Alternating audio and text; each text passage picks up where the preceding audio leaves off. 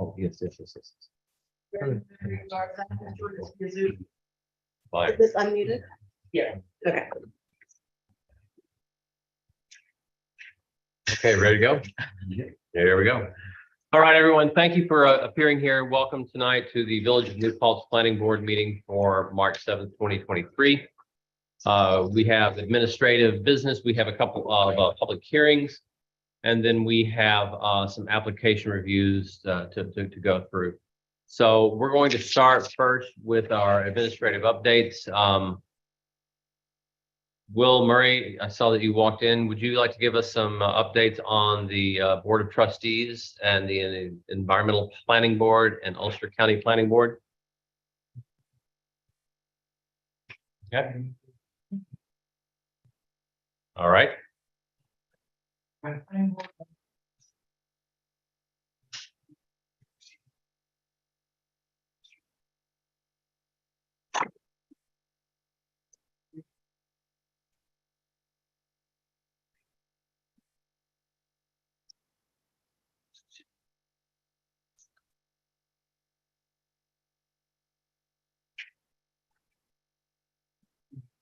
Yeah. As far as the village goes, Ed and I and our attorney are discussing the possibility of that, amending our co-chairs.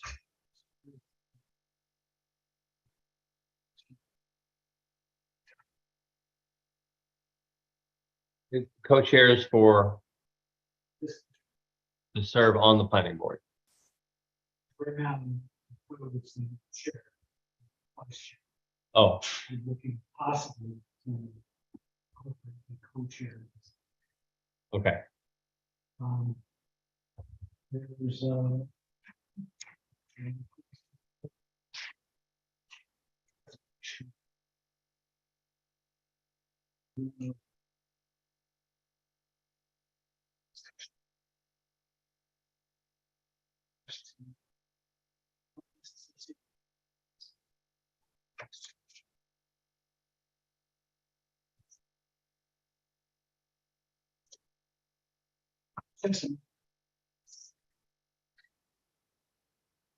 Very good. Thank you. Rachel, do you have any information from the Environmental Planning Board? Policy board. No, I missed the last meeting. They want to reschedule for the 21st. Okay. So we'll have a meeting on the 23rd, so you can give us some information then. Yeah. We're Okay. still in search of members. We have one member who returned, but still, including that's 3 people, we still don't have enough. Okay. Thank you very much. So the next piece of business we're going to go through is everyone did get a copy of the minutes from the February 21st meeting. Did you have time to look at the minutes? Any comments, any edits, any changes that need to be made? no. Okay, with that in mind, we want to get a motion to approve the minutes from the February 21st meeting of the Village of New Paltz Planning. Second? Second. All in favor? Hi. Aye. The motion is passed and those minutes have been approved. The next part that we're going to move to is public comments. Is there anyone who has any public comments of a general nature? Okay, did you want to speak specifically to? No, you're right. Okay, so please, one of you want to step right up? Just come right over here and have a seat.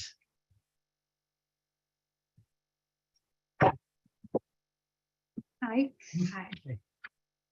I'm Allison Nash. I live at 11 Prospect Street, and I wrote a letter I would like to read regarding the application for 123 Main Street, PB 2215. I'm requesting that a formal review of a site plan for 123 Main Street take place only once Mr. Joseph has submitted a plan for the entire project including the hotel that he discussed. A piecemeal approach has caused endless problems in the past. I have been living in one of the many homes that border this parcel for 30 years and have seen that property transformed from a beautiful woodland and wetland to a vacant lot. Hundreds of trees were cut and a foot of soil and fill was dumped, which in turn killed the vegetation in the stream where my son used to catch and then release salamanders. That said, I would like to draw your attention to item number 15 on page 3 of the revised short environmental assessment form for PB 2215-123 Main Street. So one of the questions asked, does the site of the proposed action contain any species of animals or associated habitats listed by the state or federal government as threatened or endangered? And the response was yes, sedge wren. This got me thinking about how the beavers were saved when Woodland Pond was developed. Because the beavers were taken into account, we have the Millbrook Preserve, a beautiful woodland surrounding a large beaver-created pond right in the middle of the village for all to enjoy, or right in the village for all to enjoy. I understand that 123 Main Street is privately owned and can be developed. And I appreciate that our village has created a process to promote orderly development, protecting competing interests. The development of the property referred to as 123 Main Street indeed has many competing interests. This large parcel borders residential districts on 3 sides, and on the 4th side near Main Street has no street access. In fact, the parcel is landlocked. There is no street access at all. The previous owner had submitted countless plans for apartments, retail shops, and eventually a hotel, but could not surmount the many obstacles inherent in the parcel. Traffic studies identified problems with ingress and egress. The only way to enter and exit the property, the only ways to enter and exit the property are from 2 alleys on Main Street that cross a pedestrian sidewalk, leading to traffic and safety issues. The removal of the trees meant that the natural buffers between the parcel and the surrounding residences were eliminated. I have records of the many site plans as well as countless planning board, ZBA meetings, and public hearings that have taken place over the nearly 20 years regarding this property. A plan for the entire project at the outset would have ameliorated the confusion stemming from the piecemeal approach. During this long time period, the site lay fallow. Nothing has been built, but the changes that have taken place are irreversible. The woodland, wetland, salamanders, and almost all the trees are gone. Yet somehow the sedge wren has survived. I hope to see no further degradation of the property until it is clear that the myriad of ongoing issues can be adequately addressed. The current owner, Mr. Joseph, has made his intentions clear. He too has cut trees and cleared vegetation to prepare the property for the hotel and parking lot he intends to build. Let us not have history repeat itself. I ask that we learn from past mistakes and not grant segmented approvals for the many steps involved in development, but rather in compliance with SEQR, consider the entire set of activities involved in a project when granting SEQR approval. And that's from SEQR 617.3G. Just as the beavers were saved in the Woodland Pond development, villagers can again work together to create a project that preserves the character of the community and, to the extent possible, preserve a green space and maybe even protect the sedge wren. Thank you. You're welcome. Just a note here while we have you. First off, thank you very much for coming here to speak. We do appreciate it. And My pleasure. I think we have the letter that has been Yes. submitted as well. And I'd like it as part of the 123 Main. Sure, certainly. file. What we are doing, just so that everyone's clear, is that we're not giving approval for any plans going forward. What we are doing is we are taking an approach to provide approval for what has already been done. And that's all we're doing is to bring it into compliance. We're not, he has not presented and we have not received plans for anything going forward. And if we do, that will be another set of processes that we'll have to go through, including seeker reviews and all the myriad things that go on. So right now, all we're doing is bringing into compliance that he removed some vegetation, trees and the like in the clearing of the ditch. That's all we're doing. So I understood, Mr. Joseph, that there's still water in the ditch that he wants to work on. And I thought that was part of the approval, the site We're- plan that is you're gonna be looking at today. All we're doing is site plan approval for what That has already been done. If there's going to be any further action that involves a modification of the site plan, Mr. Joseph will have to come back to us and present another plan.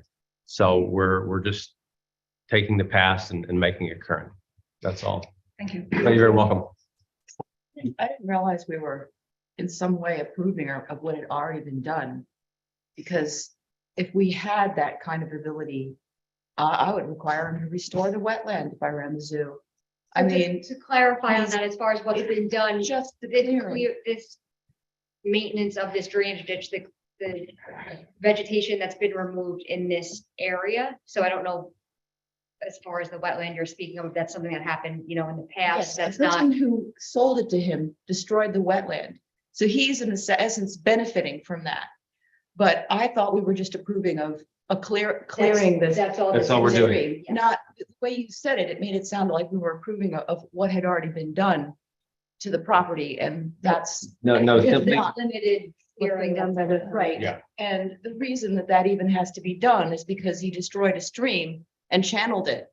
And I think that previously when we were discussing, or when we decided not to have an engineer look at it, I was thinking we should, not because of just this one little part of it, but because it connects to, the drainage goes through the lemon squeeze, and then it goes back to the neighborhood, and there's like two areas of water on either side, one that runs along the back and one.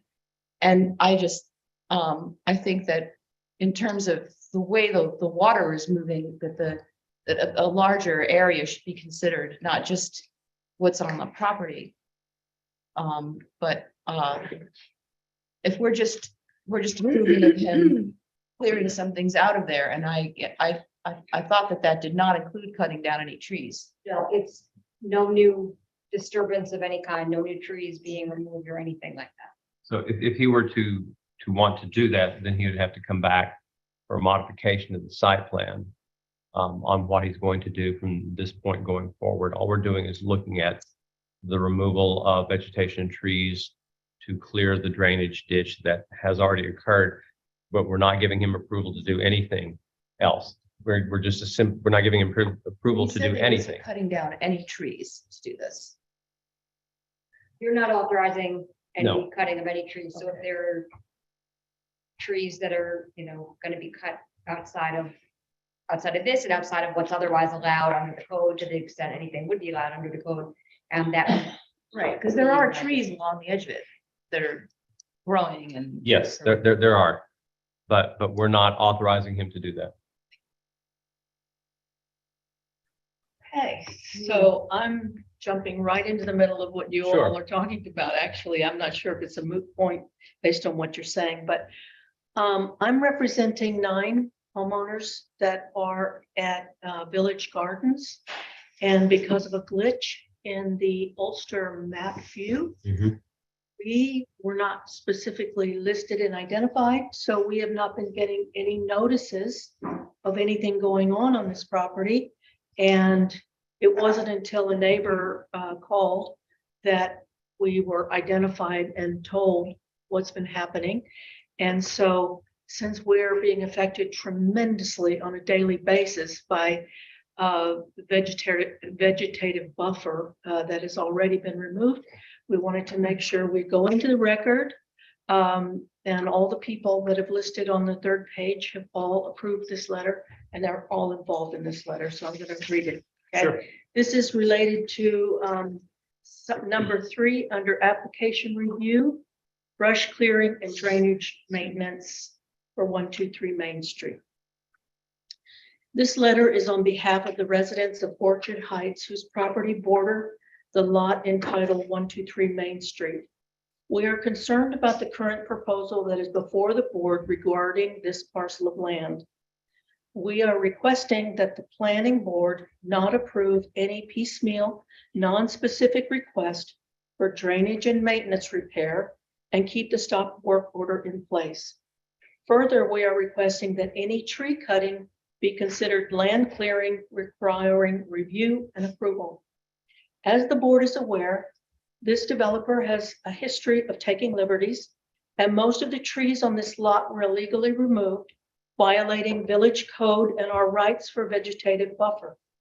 There is only a small vegetative buffer around the perimeter of the property bordering ours that remains. The proposed general maintenance, as written on the site plan, has the potential to further disrupt our quality of life. The ditch in question is lined by part of the only remaining vegetative buffer protecting us from the noise and security lighting of the adjacent back parking lot of a large multi-unit residence, 24 Church, a gathering place for groups of young people playing basketball and loud music. We ask that any clearing of trees be labeled as land clearing and that no general permission for further land clearing of trees or brush be permitted. The reason is threefold. Number one, environmental impact. Erosion and need of grass and vegetation to absorb rainwater. We are asking that any drainage repair and maintenance be extremely specific and not include any further clearing of trees. In fact, the current ground cover is important protection from erosion and runoff. Furthermore, we see this current request, if it is a request, now I'm wondering, as a veiled attempt to prepare the land for the hotel we were told would be built in the spring. Number two, quality of life and noise pollution. The lot 123 Main is behind the building and back parking lot on Main Street, resulting in many nuisance characteristics.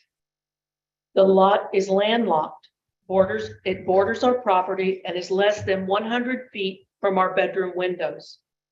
Many residences abut this property and are directly affected by further land clearing of trees and vegetation. We have a right by village code to have a vegetative buffer and are acutely aware of how important it is.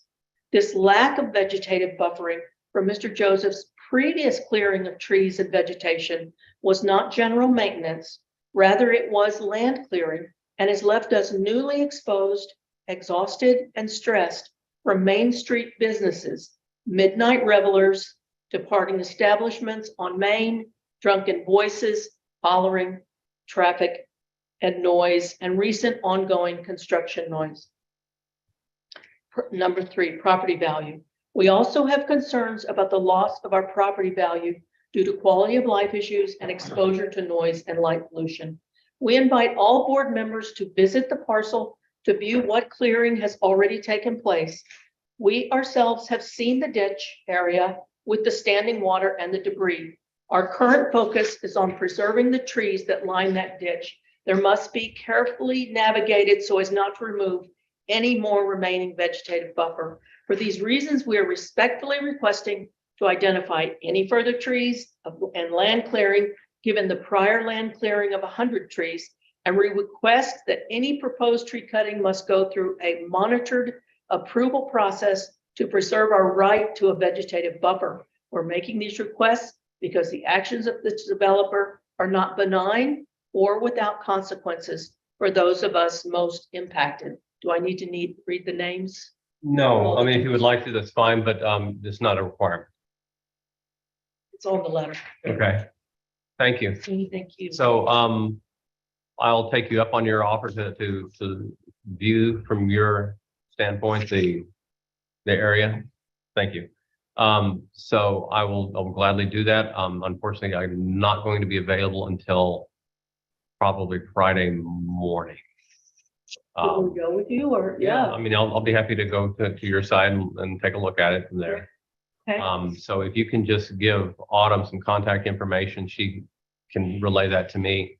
I mean, you don't have to do it right now, but I'll certainly be willing to go in and take a look. But again, just to reiterate that we are just bringing into compliance what's already occurred. We're not giving permission for anything new. And we're not going to allow a segmentation of activities. We'll look at it in a comprehensive manner. But we're not giving permission for anything new going forward. And as for not being notified, we're going to address that a little later in another part of the meeting. Okay, Thank you so much. you're welcome. Thank you. I've been there. I have pictures.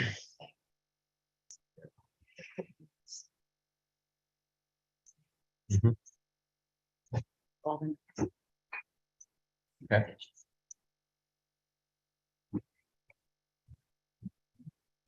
Are there any more comments? Yes, ma'am. Yes, ma'am. Has already been approved with prior actions. We're bringing them into compliance with the code now.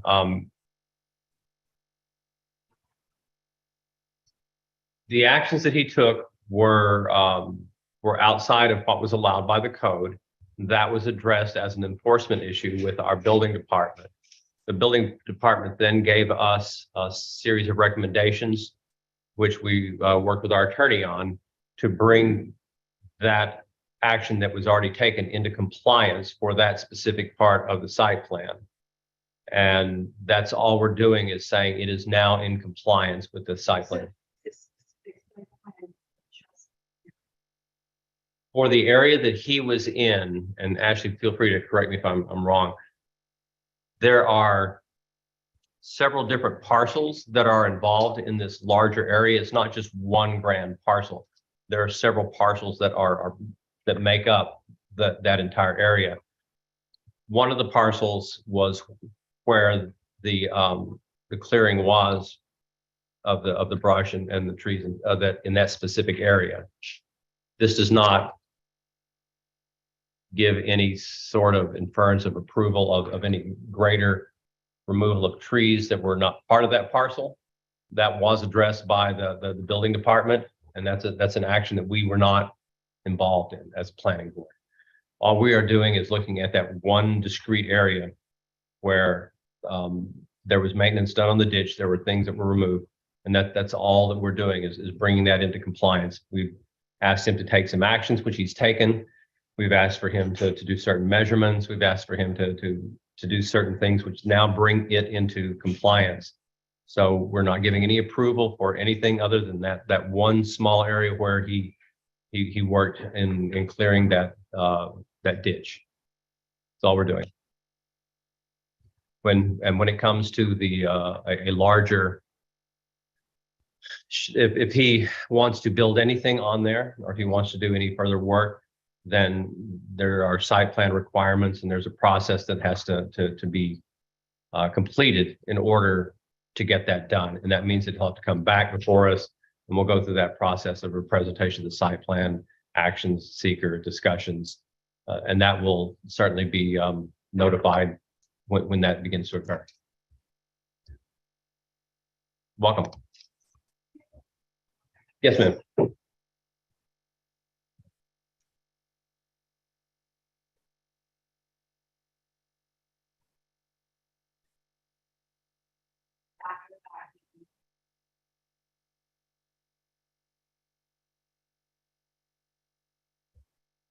I want to choose my words carefully. Yeah, I think it's hard to say what, so not everything requires site plan approval from this board. This particular amount of clearing of the vegetation that was done, the building inspector had determined that it did require approval. So that's why the applicant did come here with the site plan for what had been done already. There are certain maintenance actions that property owners can take that might not necessarily trigger the site plan review requirement. So it really, it depends, but if it's, something more minor that would be, not trigger the requirement, anything like the clearing or the removal that's been done here would trigger the requirement again.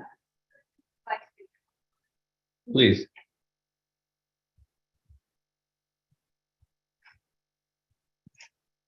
don't have a letter, I'm just quickly Sure. writing. So my name is Ella James. And I live at 34 Orchard with my husband. We're property owners. And while we're not adjacent directly, we are topographically and geographically the recipients of what would be the water flow scenario, sort of down the hill, and we're the recipients of the water flow scenario of this ditch that's in question. And so the reason I'm talking today is that if there is to be more work, what my husband and I are concerned about is that are asking the board to be hyper vigilant and also invite them to see where the water flow winds up going. Because I did notice, to the best of my knowledge, that the site survey that has been provided really only shows the property that's in question. And it just sort of drops off with no other recognition of where it's going.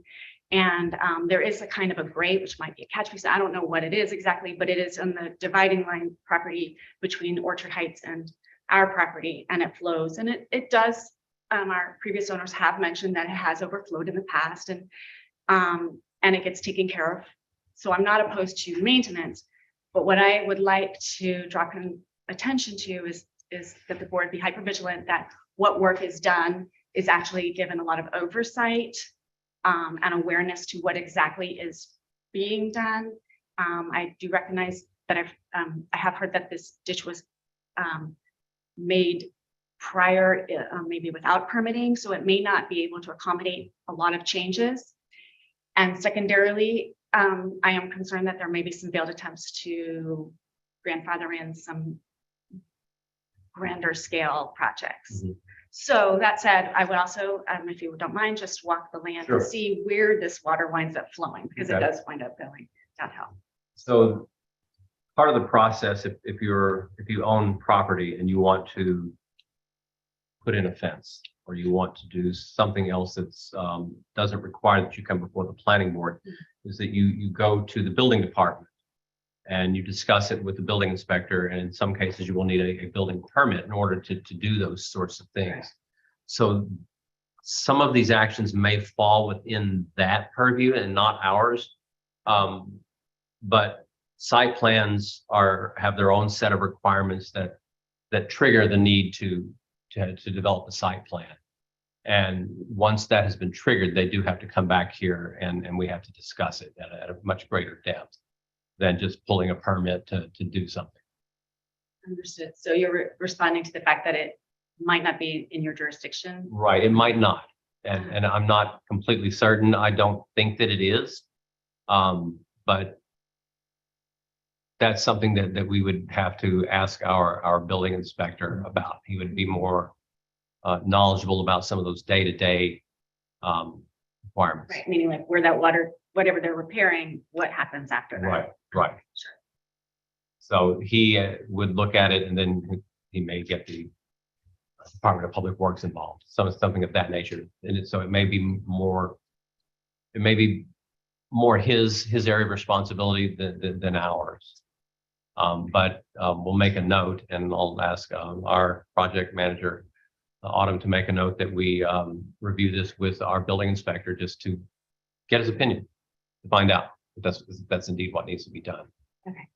And like I said, I will be there on Friday. I'll take a look, and That's great, because the environmental aspect as well, if it's more erosion, more problems, so yeah. And also to just be hyper vigilant, if there's any more work done, to just be very thoughtful about what's going on in there.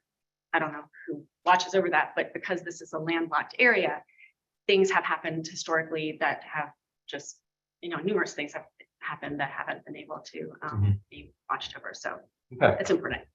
Thank you for being here tonight. you're very welcome. Thank you. You're in the area where the silt fence there. I mean, those are generally considered to be temporary measures.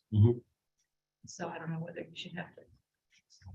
That's certainly something that would be an enforcement issue, and that would go to the building department.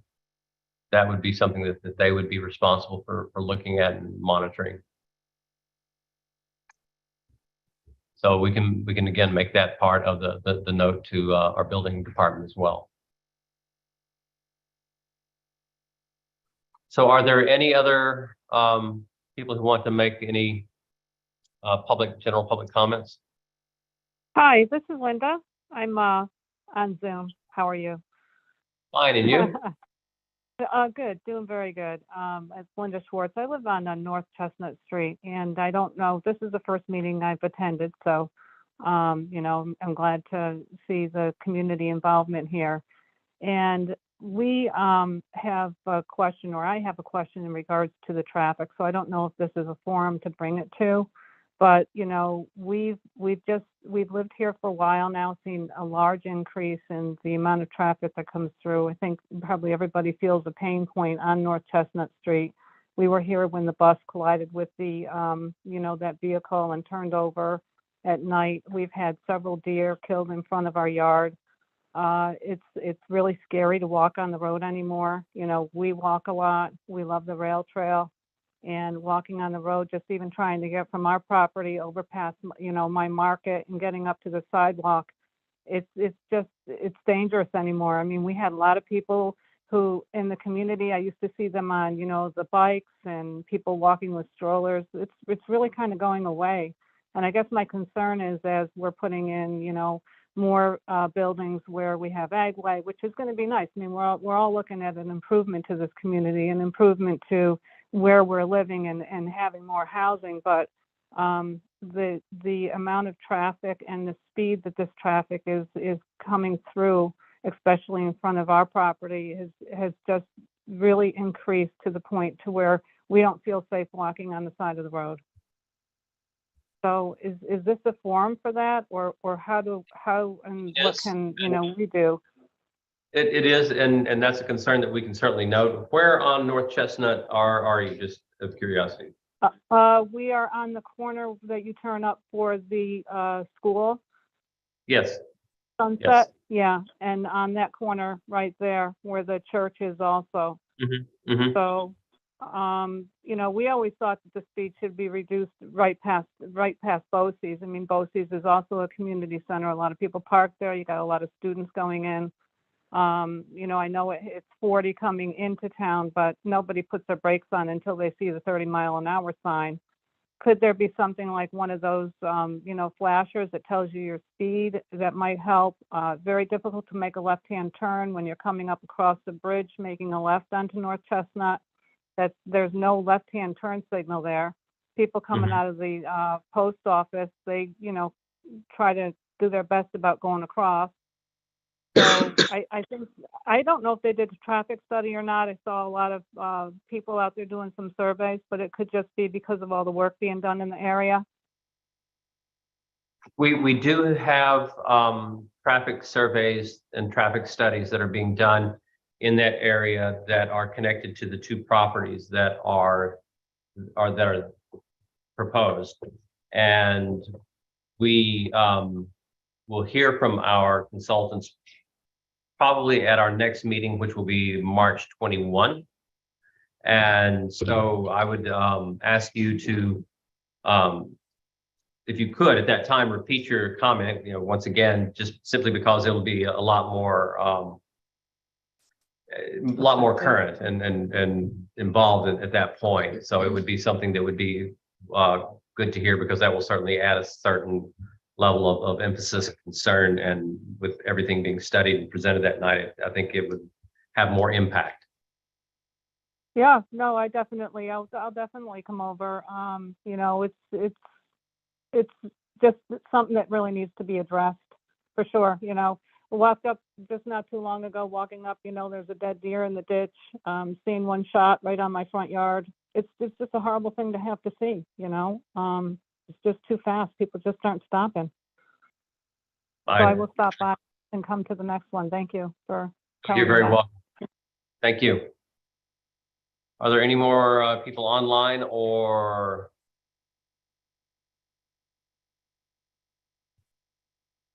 I think that's it. Okay. There's a Kimberly Webster here, I'm sure. I'm sorry, who? There is somebody on Zoom, they don't appear to have their hand raised. Okay. So with that in mind, we're going to close the public comments now, and it was nice to hear from everyone and to have the community involved. So we are now going to move on to public hearings, and for this first one, I'm going to be recusing myself and let you take over. All right. So this is for PB 2220, which is 29 South Chestnut Street. The applicant is Bonnecue Farm Brewing. Can I get a motion to open the public hearing? So moved. Second, Second. all in favor? Aye. Aye. Do I vote on Yes. this one? Please. I thought I saw a note somewhere before I vote. Something needs to be done before opening the public hearing. That's on the next. Excellent. Yeah. Yes. go Thank ahead. you. Thanks, Terry. Is there anyone here to speak about PB 2220? Anyone online? So can I get a motion to close the public hearing? So moved. Second. All in favor? Aye.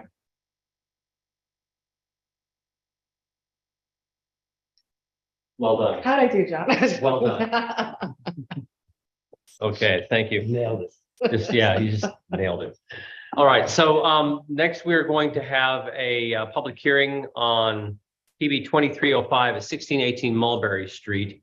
But before we do that, we are going to have to perform seeker before the public hearing. Otherwise, we cannot actually have the public hearing. So everyone was given the SEAF looking at this now.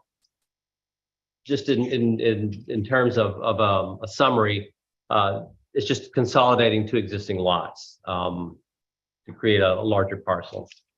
They're located in the R3 district and no construction is proposed. So let's just go through the short environmental assessment form. If you'll notice, it does not have a great number of questions. It has 11 questions, such as material conflicts, change in use or intensity of the land. Will it have any impact on existing public or private wastewater and water supplies? Will result in increased potential for erosion? And in all of these, it's a no or small impact. So just take a moment, if you would please, and just give it a look. And if there's anything with which you disagree, then let's bring that up and work through it. Can't imagine that if there would be, it's It's just joining two Joining smaller two, parcels to make a larger parcel. yeah, it's. I've looked at it, yeah. Okay, so with that, what we are going to do is I will need a motion to adopt a negative declaration for the EAF Part 3 form on file. Second? Second, Can I just do a roll call, please? Yes, let's do a roll call. You're right. That's correct. So we'll ask our project manager to conduct a roll call, please. Richard Garfield, Aye. Aye. Joe Carey, Aye. Gary Dillon. I don't. Oh, this is actually. Okay. And Chair John Lynn. Aye.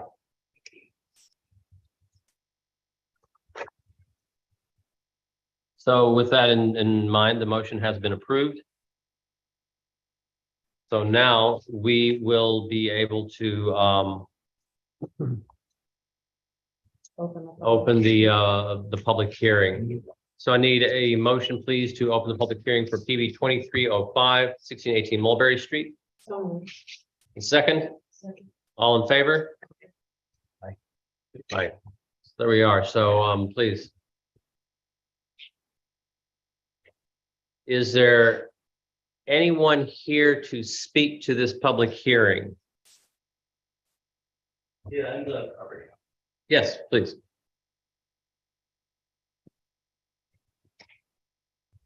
So we're combining two lots right now. Sorry, the person who was on Zoom just emailed about this application. Okay. We'll address that here in just a moment, because really, this is just a public hearing. We're not going through the site, the review of information, so just so you're aware of that. This is just a public hearing. Okay. Okay, and you wish to speak to the public hearing? You wish to speak on it? No? Okay, so would you like to read the comment or read for this public hearing?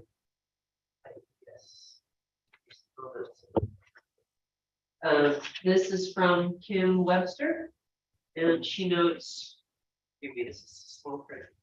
Regarding the application of Andrew Tessie Davis to consolidate 16 and 18 Mulberry, a vacant lot and a lot with a semi-attached two-family house respectively, and convert the existing residence to a one-family house. From the reading the application, it's not clear to me whether the owner has sorted out the status of 18 Mulberry's driveway, the 14 Mulberry. Driveway for 18 Mulberry has been shared with 14 Mulberry since 2015 at the latest. Based on the topography of the three contiguous parcels, the driveway on 18 Mulberry could possibly be considered an easement by necessity for 14 Mulberry.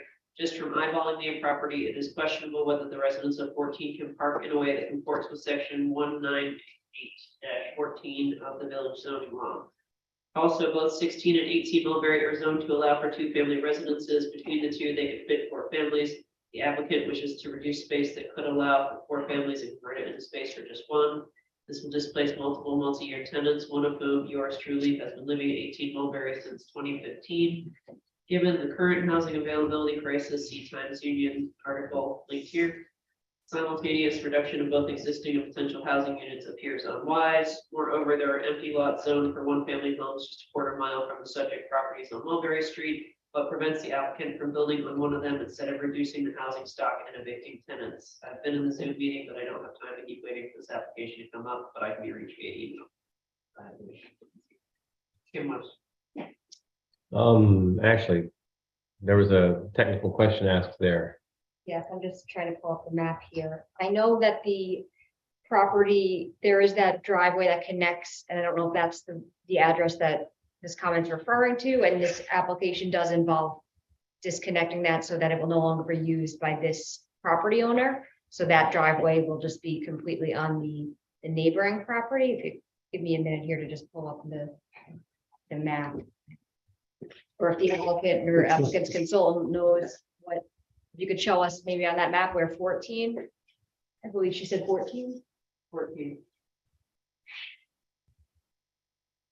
So were you able to follow the flow of that comment? I was, and it sounds like a tenant is questioning several issues. Mhm. The main one, I guess, would be the driveway. It Nick, was, could you excuse me, please? Can I comment on something procedural? This is Yes, the please. second application we've discussed before that application's time to be discussed during the application review. We discussed 123 Main in the context of a public comment. Mhm. And now we're discussing 1618 Mulberry in the context of the public hearing on that Mhm. application. Mhm. So I just want to make a note about the fact that I don't know that procedurally, this is the way we should be addressing these applicants as they come up in public comment or public hearing, as opposed to as they come up in the application period. Okay, that's a fair point. I think that we were more than trying to get a discussion of the application. We were just trying to get a clarification on what that technical point was, because I don't understand it. Okay. Yeah, my biggest concern is that we're going to be providing opportunities to discuss things twice in two Right, different parts of the right. meeting. One part that's actually not the official place to be discussing these kinds of things. And then that's a fair point. So if the board wants to see if there's any other public comments as Yeah. part of the hearing, and then if not, we can We can discuss close the this public when hearing you're. and bring it when they're up. back. That's a good point. Okay. So are there any other comments on the public hearing for PB 2305? Okay. So with that in mind, like to get a motion to close the public hearing? So moved. A second? Second. All in favor? Aye. Aye. Okay. So now we're going to move on to, and thank you, you guys you can go back to your, And sorry to interrupt you. I Yeah. just want to make Right. sure we're doing what. well, actually, is there something else before us? Yes, there is. Okay. Yes, there is. So with that in mind, we now have an application going into the application reviews, and the first application to be reviewed is PB 222029 South Chestnut Street. And once again, I'll be confusing myself. Bear with me as I pretend to be John for the next few minutes. Floyd, if you want to come up. Right, so this, like John said, is PB 222029 South Chestnut Street. This was an application for site plan approval to change the use of an existing barn from storage to farm brewery. We've obviously met several times. We did receive comments from the village engineer and DPW superintendent, which I believe you got as well from various. I received the ones from about a week ago. I don't know if there's been something since. Yeah, you've received those and then you responded to Yeah. those, so you haven't received anything back from the village engineer on this latest response. Okay. So did you have, I'm sorry that I'm confused. Are we looking at a revised plan? Sure, if you want to go over what Sure. has changed since the last time. Sure. So at the last meeting, we talked about a few things. One was to add lighting to the site plan. For the 2 lights out in front of the building. Those were added. Also, the parking tabulation. It was stated that the office and residential would be the only two that benefit from the parking reduction. So we did the calculation that way. Yeah. And we also added a space for a commercial vehicle. That was discussed as well. And then I was also referred to the Historic Preservation Committee. We had that meeting as well. And I saw that their only comment was about the trim. Okay, and it seems like you guys discussed. Yeah, it's just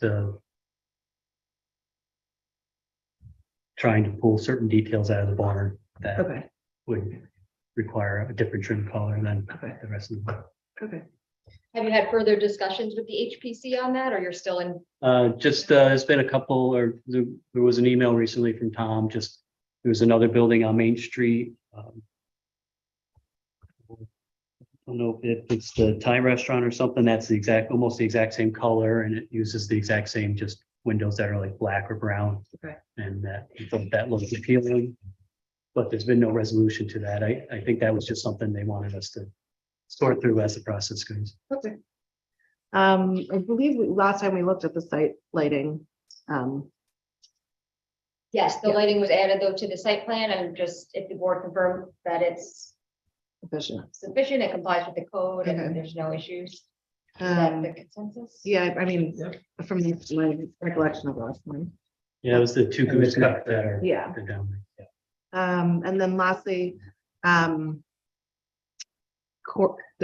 we need Corey to review He any? has reviewed and confirmed Okay. that the pre-existing nonconformity Okay, so at this point, is permitted. One. Yeah, so the parking, and I could share these with the applicant afterwards, because the table was just a little confusing for me to follow. I don't think there's an issue with, well, first, I guess the first question is whether the planning board agrees with their proposal for the brewery use. So they're saying 1.7 spaces, that's based on 1 space per 400 square feet, based on what's the guideline for a light industrial use. Okay. So if the board feels that's appropriate, just to confirm, there's no, it's not going to have any service. It's not like food service or anything like that, any kind of restaurant bar Yeah. type use. It's just a brewery. Is that acceptable? yeah, do you guys feel comfortable with the parking requirement? Okay, that's fine. So are we at the stage now where we can make a motion for you to draft a resolution? I think you can. I think those are, it's gonna be dependent on, when you hear back from the village engineer and Okay. DPW about to make sure that those issues are. Sorry to interrupt. I have one question about the parking. Sure. So the calculated parking requirement is 9 spaces, not 10 spaces, from what I can tell, right?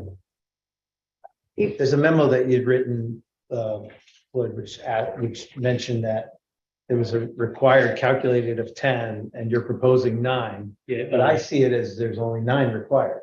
right, that's changed since I wrote that Okay. memo, because we redid the parking tabulation. I confirmed square footages of the buildings and all that, so.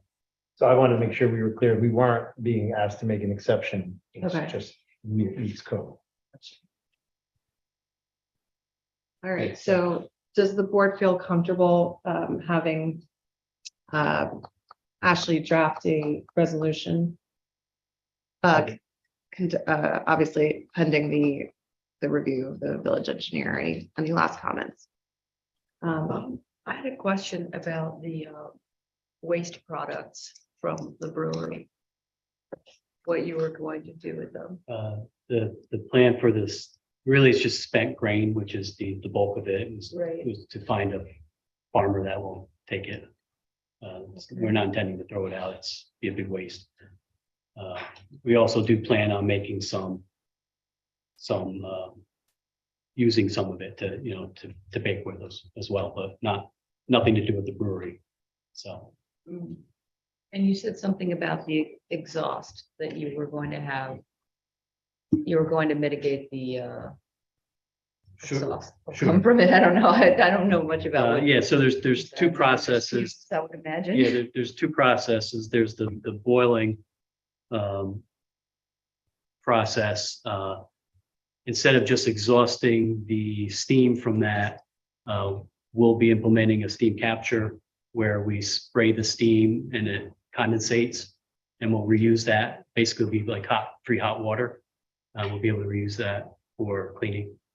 And then the other part is on the fermentation side. We'll be capturing the CO2 to pressurize instead of bringing in CO2 to carbonate. Okay. All right, so can I get a motion to draft a resolution? So, second, all in favor? Aye. Aye. Can I ask one question?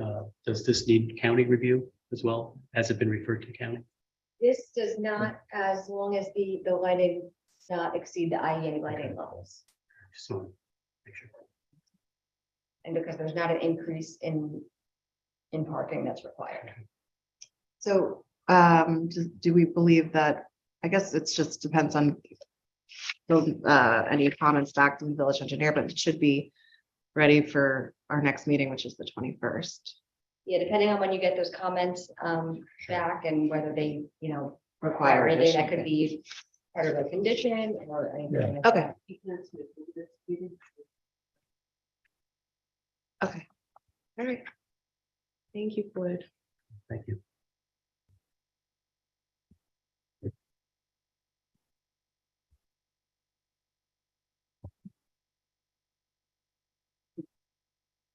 Okay, so the next application review is PB 2305-1618 Mulberry Street. Summary application for subdivision approval to consolidate two existing lots. And with an existing dwelling into a 160-acre lot, parcel located in R3 district. No construction is proposed. So as previously noted, applicant's got to submit a copy of the deed with proof of filing in the Ulster County Clerk's office to confirm his ownership. Applicant submission letter stated that the deed showing the applicant as the current owner was included, but it was not. So if you'd go ahead and tell us what you've got new, we do have that one issue that needs to be cleared up. So please go right ahead. Yes, since our last meeting, during our last meeting, we received comments from the attorney, and we've addressed each one of those. Go through item by item. Has it been addressed? Yeah, it was just the one that I had noted the deed. I think the submission said it was included, but I didn't Yes. see it included, so. It's within the body. Within the application folder, she has a note here. Do the tenants actually have any rights? I'm just curious. The lease. To use the driveway, no. Is the These are house- tenants of the neighbor. Oh, there's tenants in the neighbor. There's no one living in the duplex right now. There, I believe there Is is. there? This is Mr. Jesse Davis, owner of the property. Yeah, yeah, we've got two tenants living there right now. So from on either side of the duplex. In No. the duplex, yeah, in the duplex.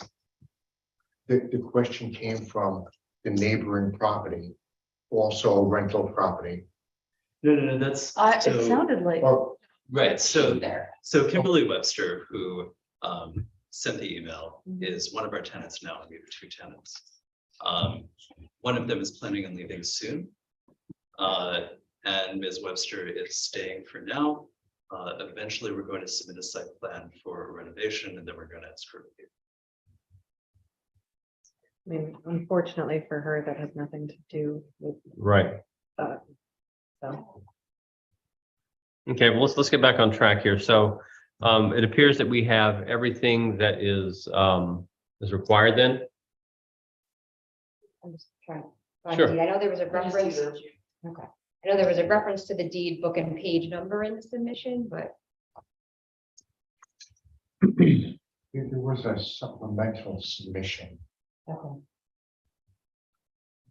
But I guess the question I would have then is that comment regarding the property. So it looks like it would be that driveway that's going to be disconnected. 14.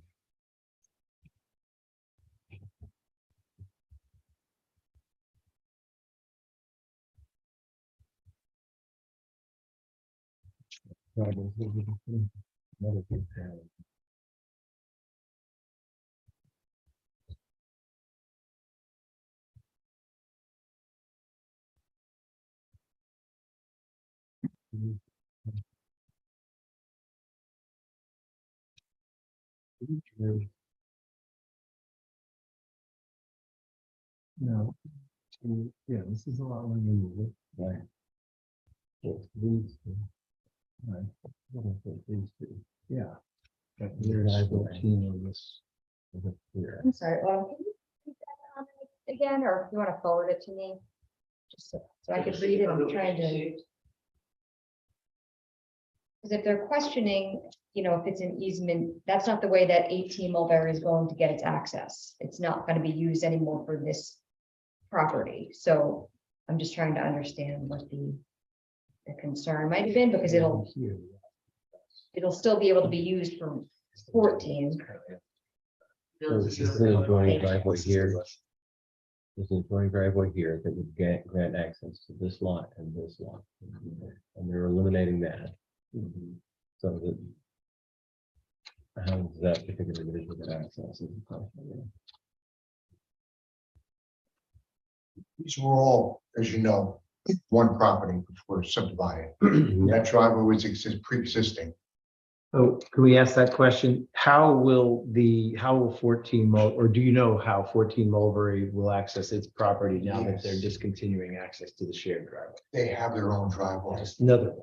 Right, correct. That's not on the here. We Right. have to make that It assumption. does show. It does show on our cloud. So 14 would be the property directly to the west. Yeah. And it does show a building. And to the east of the building is their driveway entrance. Gravel driveway entrance. Do you have that on your I do. piece of paper right there? Yes. You're I'm looking for the plan that Right. tells us what you're This is describing. both sides. See it on there. Okay, So so, back to the old building. yeah, we all have paper. Yes. So 14, It's right there. and here's the driveway access, right here. And actually, they encroach onto our property a little bit, and a portion of that will be discontinued. As you see, it's cross-hatched. Mhm. So entrance to 14. This is actually a little parking area for 16. And 16, 18 main entrance is here. And then we delineated 3 spots for parking. This is, and then it was a matter of convenience when it was all one property that they'd be able to drive up and around. Ah. Now it was I divided, see. subdivided, and that driveway was never discontinued. It's not a feature that goes with Right. 14. So you're discontinuing this driveway here. Just this, Just this just the, portion here. right. And this will be the new driveway for 14, Actually, the existing driveway. existing driveway for Right. 14. Yes, No longer be able to use this sport, this. Horseshoe. right. They won't be able to drive across somebody else's And there's property. no easement on file for that. Correct. Yes. Okay. And given that the building is currently a family residence, is the three allocated parking spaces, are the three allocated parking spaces sufficient? For that two-family So it's residence? being converted to a one family? Yeah, but not in this plan. Yes. That would require construction. There is a that's not being proposed. Um, Oh, it's being there's no- converted yes. nominally, but not with any construction. Yeah, yes, exactly. If there's any. building And permit for the three interior parking renovation. spaces will remain? Yes. We did hear from the building inspector, and I think he had spoke to the applicant or the applicant's consultant about language modification to make it clear that that existing two-family is going to be change the label of the existing home to say that the existing two-family dwelling to be converted to single-family dwelling without construction. So Okay. that would be made any condition of any approval. And this might be technical, but now there's a current occupant there and there's a vacancy. From what I understand from Mr. Davis. That's right. So if it's now converted to a single family building, there would be a prohibition from renting the second unit within that building. Unless it was an accessory apartment. Well, that, I'd have to, I don't know offhand how that would work, or but whether that, I think might But I- need an approval from you. Yes. From the Would be the board. second. So, but this, as part of this application, they are seeking to convert it, and I presume that they would apply for a new CO from the building inspector, and then anything would change after that would have to, if they wanted to revert it back to two-family or whatever they want to do, Right. that would have to come back before you, or So we want to inform Mr. Davis that the second unit can't be occupied as long as it's now been approved as a conversion to a single family. and that is what they're proposing to, you're proposing to convert it. Okay, this is a Correct, good that- point. But yeah, we are proposing to convert it. So maybe the resolution might even need to And include. when are you planning on converting it? When we get a builder. So we don't know yet. I mean, the actual construction is awaiting a builder. And just to be clear, that would just be interior. Or interior. Well, they're gonna, they said, decorations. he said that they're gonna come back with a site plan for when they, prior to doing Okay. construction, Yeah, that's right. Okay, the new application. okay.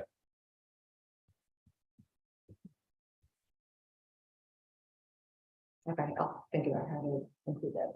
Yeah. Which doesn't have anything to do with this Yeah, action. of course.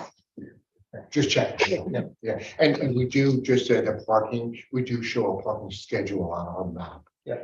Based on number of bedrooms per space. Okay. All right, so I guess what we will need then to do is we're going to propose a motion to approve the drafting of the resolution of approval for PB 2305 by our attorney with the requirements the applicant must submit it. Well, that's already been done. Submit a copy of the deed with the other conditions that are part of this. And Can I ask a question? yes, One of my tenants is going to leave on March 18th. Is that soon enough, or is that going to be a problem? Our next meeting's not till the 21st, Mhm. so we wouldn't be signing it until then. So, yeah. Okay, great, thanks. so I'd like to get a motion to approve the drafting of the resolution of approval for PB 23. Authorize, okay, motion to approve the Motion to authorize the Thank drafting you. of the solution. motion to authorize the drafting of a resolution of approval for PB 2305 by our attorney. So moved. Second? All in favor? Aye. Aye. Okay, so our attorney will be drafting that resolution of approval. We'll be back here on the 21st. In time for the 21st? Okay, and that way we'll have it, and any specific conditions will be in there, and we can go through those at that time. Okay, so could I ask for final approval based on At the next. The next meeting is when we will look at it. We can't give One you, time. we can't give you approval tonight on something that has not been written. You need that in writing. Yes. Very good. Okay, Next meeting. Yep. Some boards will do it Yeah. differently, but I understand. Yes, we'll read the resolution and. There you go. Oh, Thank you. Thanks. Thank you. Thank you. Thank you.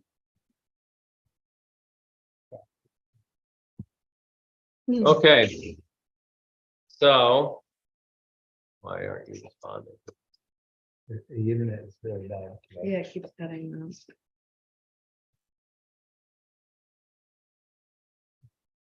All right. So, it is bad. Yeah, the internet keeps. The next is PB 2215, 123 Main Street. Yeah, it's completely gone now. So we have an issue that has occurred that we need to resolve. And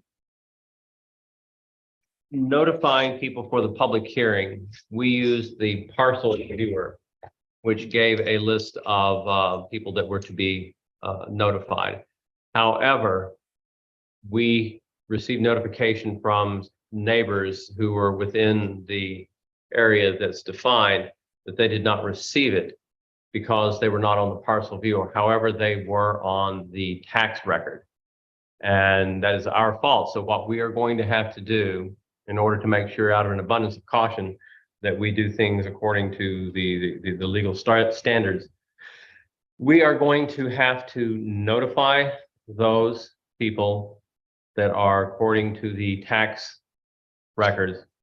And we're going to have to hold another public hearing before we can give you final approval. Okay. I'm sorry. Can we help? Autumn will be able to get the information. Yeah.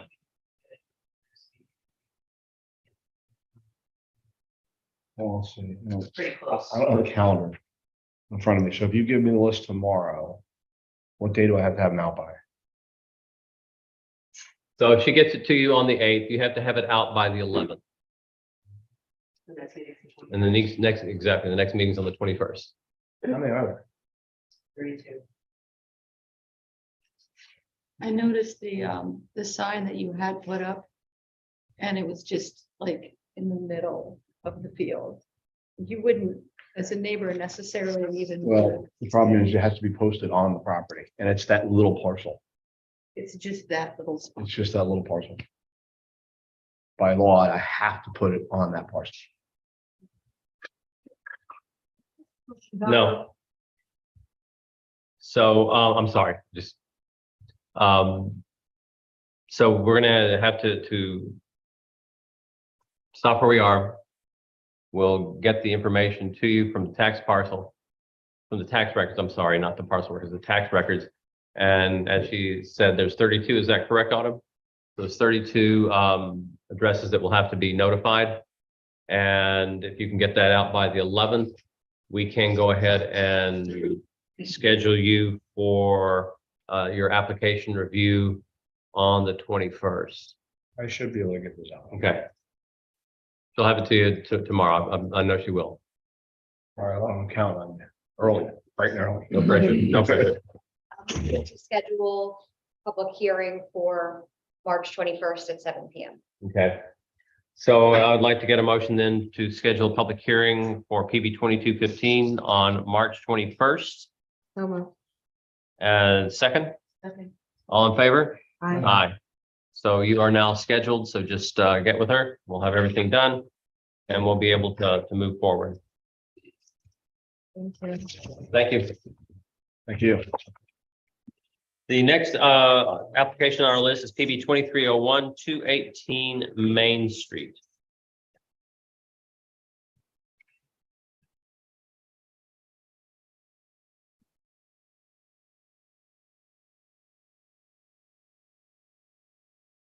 Hello. Hi there. Thanks for having me back. You are welcome.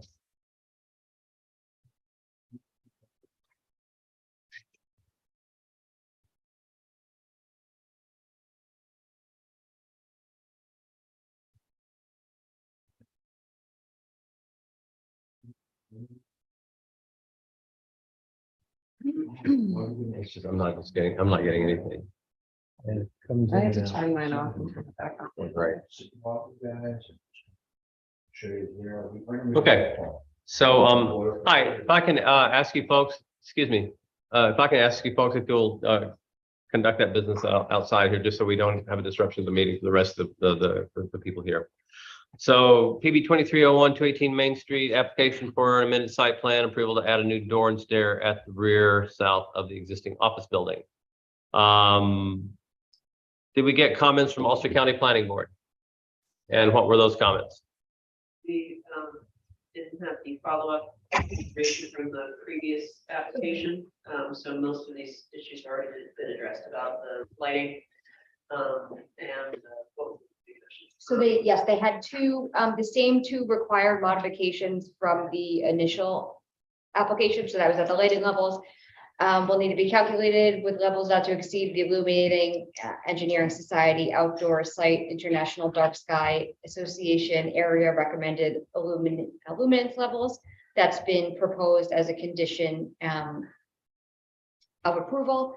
And then also the applicant shall look at ways the proposal is meeting the New York State and Stretch Energy Code and actively seek to reduce the carbon footprint of the facility through the use of alternatives to fossil fuels such as passive solar and geothermal heating and the use of heat pumps.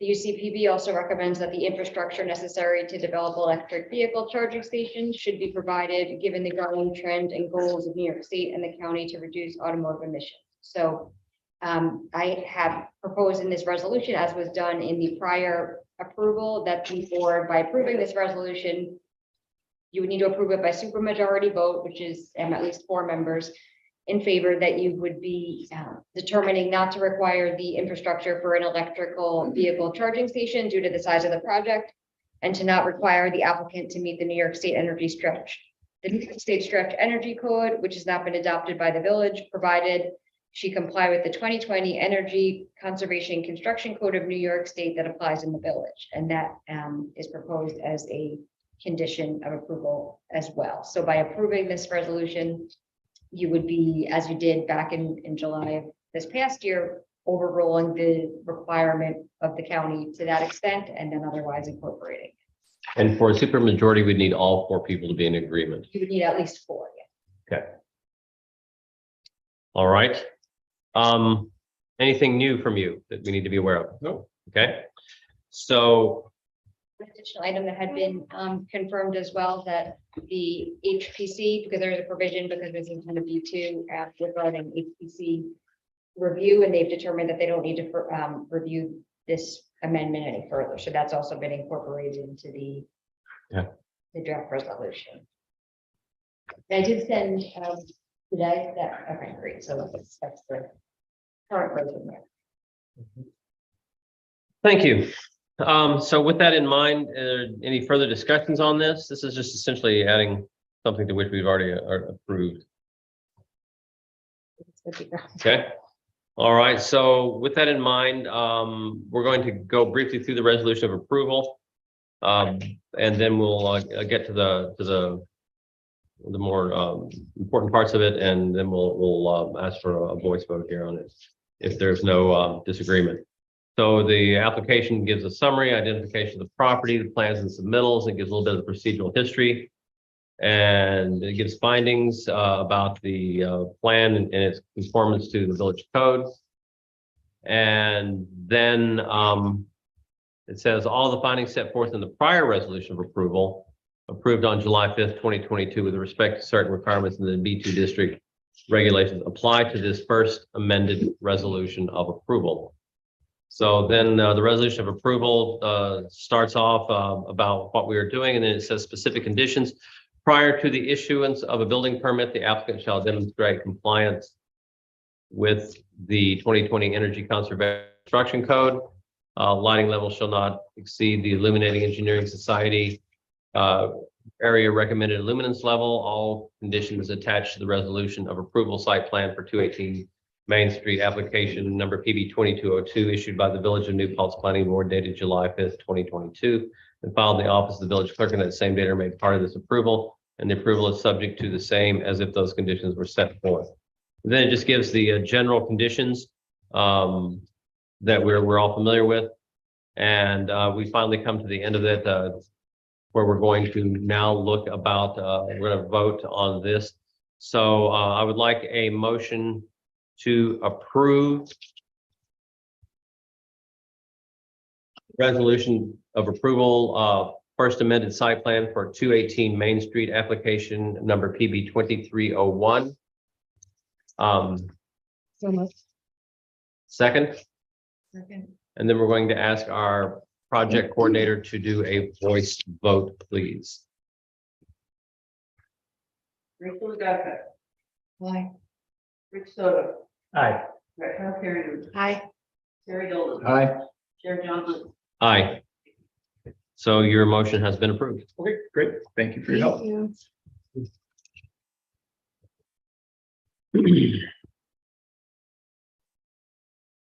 And Autumn, here is your copy. Thank you. Okay, so the next thing we're going to do is we're gonna have a discussion of PB 2211 137 North Chestnut Street. So if you'll come forward, please.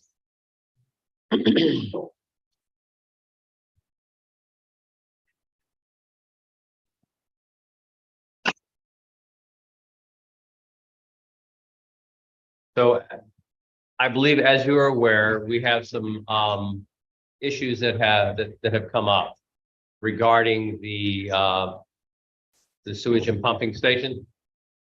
No, Not aware of that. not aware of that. Okay, That's not a good way to start the meeting. no, it isn't. The mayor and the Public Works have notified us that there is an issue related to the sewage pumping station. And it's something that we're going to have to have our planning board engineer review. And he said he will be here on the 21st to make a presentation about it. But what it essentially does is it's going to require us to find a resolution of that issue before we can move forward. Do you have any details that you could share on that?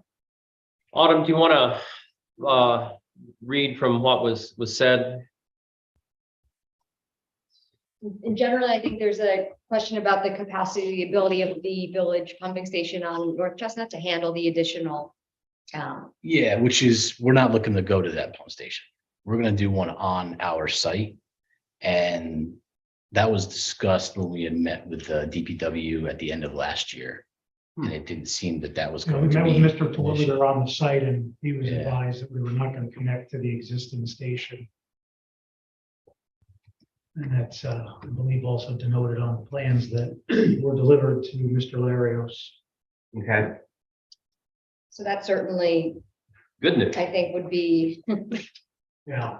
that's something though, that I know you submitted responses, I think, to the village engineer comments, and that makes sense now thinking back on the village engineer's comments or their initial comments anyway about Further not discussing information this about the issue. pump So I station. think that's something. Yeah, we still have to design our actual pump station, but we're not looking to tie into or connect the way Gateway had to that pump station. We're looking to abandon that service to that pump station and do our own on site.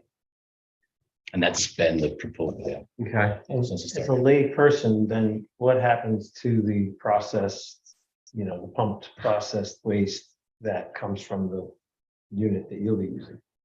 It ties into the existing village sewer main that's in North Chestnut.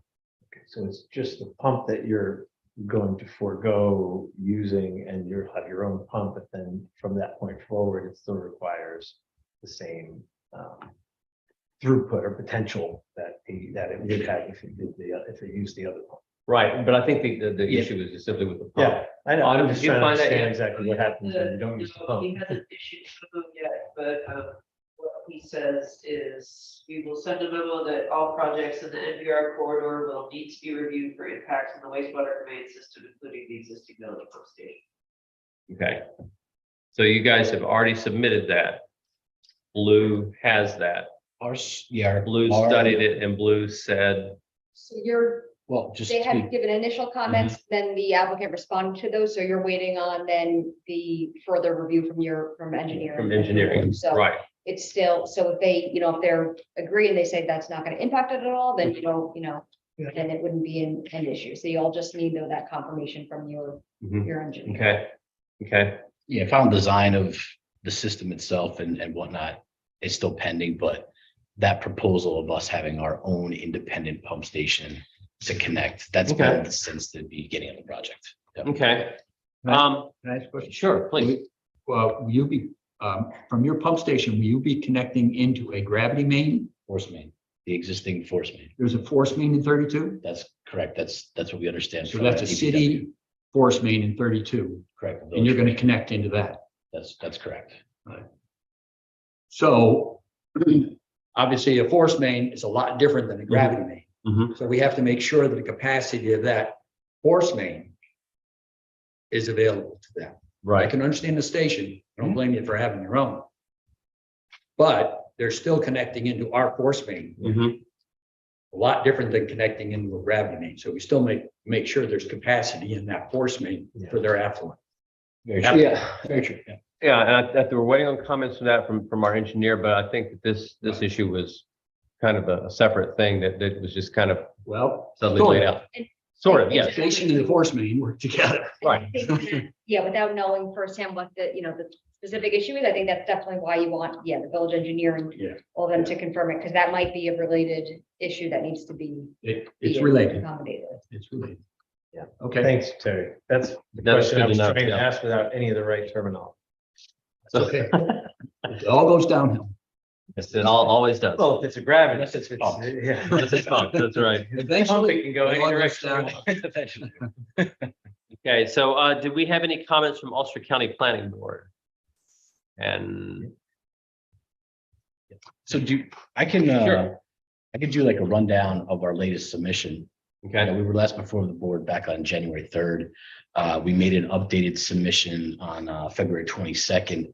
And we responded to the comments that we received from the board's environmental consultant, capital environmental consultants, Bernier and Larios had a memo that we responded to. DTS Providence had gone through our traffic study. We responded to all those. And we did finally get Ulster County Planning Board comments, which we responded to, and DOT. So we responded to all those consultants and agencies in our February submission. So there was some modifications to the scope of the project that I'd like to just take you guys through. okay, Describe our prior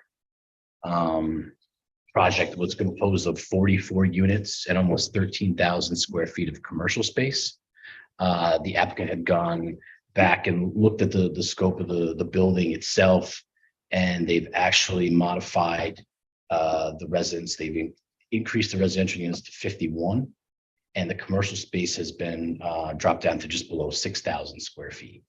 So I think that this is a more sustainable building, looking to provide more residential units. As we know, there's an issue with that in the county here. So that was not a major change, but a change to the overall makeup of the building there. With that, also the building print itself has had some minor modifications. We've been to the ZBA now. At the February 14th meeting with the ZBA, the public hearing was closed with the ZBA, and that was for our request for that 2-foot 4-inch height variance. So that did not change. And then, we're waiting because of the coordinated review. The ZBA can't make any determination until we have our secret determination with the board here. Then we'll be able to go back to the ZBA and close that process out. We've also been before the DRB and the HPC for a plan consultation. So we've shared the site plans as well as the building plans with them. And the project's not required to go to them, but as a good neighbor, we're looking to, get feedback from them. And we have, the architect is looking to provide a little more detail on some trim around windows and cornices and things of that nature. And we're going to be back before them next Monday, March 13th, to kind of go over those modifications. So, and with the building. Question about the move, the shift from 44 units to 51 units, are the additional 7 units all on the first floor? Yes. Yes. So they replaced what would have been Behind, behind, so the front is going to be the commercial space. And immediately behind it, that row is the 7 units that you get approved. So this is north. Got it. Yeah, so this whole front section. Mhm. Okay, thanks. Clarifying. Thank you. Okay, Some of the other modifications that we talked about, the crosswalk from Village Arms that goes across to our site and just kind of stops right now. That is on the plans. We're showing that connecting into our front streetscape. And we've actually brought it to the north where the sidewalk wraps around our building. And we provided a sidewalk that goes through the parking lot. So we've directed traffic or, pedestrian traffic that could go right to the rear trail section here, get to our bridge and get to the rail trail. So we've, rerouted some of the pedestrian circulation to benefit, I think, other people in the community to access the rail trail, not just the residents within our facility. Let you move the crosswalk? No, the crosswalk is staying where it is, but we've provided basically a sidewalk section that goes into our site and connects right to the rear where the access to the rail trail is. Yep. There's still no provisions being made for a sidewalk. Or Alright. that little over the stream that's just. On our site. It's just north on your side of the street. So there's a crosswalk, but there's no actual sidewalk on the other side of the street. I think you mean down by the Stewart's got some, down by Zero Place. I mean, across the street. Oh, yeah, from the old that's Stewart's. the restriction. Yeah. Yeah. I mean, that's what we're, That connection, property to the rail, or no, we haven't discussed establishing. Is that something you would look? is that something that's required? well, it's just because I'm trying to see where. So you're proposing a pedestrian bridge, right? Correct. Yes. And that would be on the land trust property. Yeah, That's on the actual land trust property. No, That's the hatch. that's on our property. from your property onto the rail trail. That's correct. So But the, the br- wall- the bridge itself, right, is on this project site. It does not, Both sides. both sides of it. Yes, Oh, okay. correct. So it The wouldn't only, need a, the part where we actually connect to the rail trail, that 5 to 8 feet or so, that's where we would be on the rail trail or the land trust property. Everything else is on the project site. so do they need an easement for that?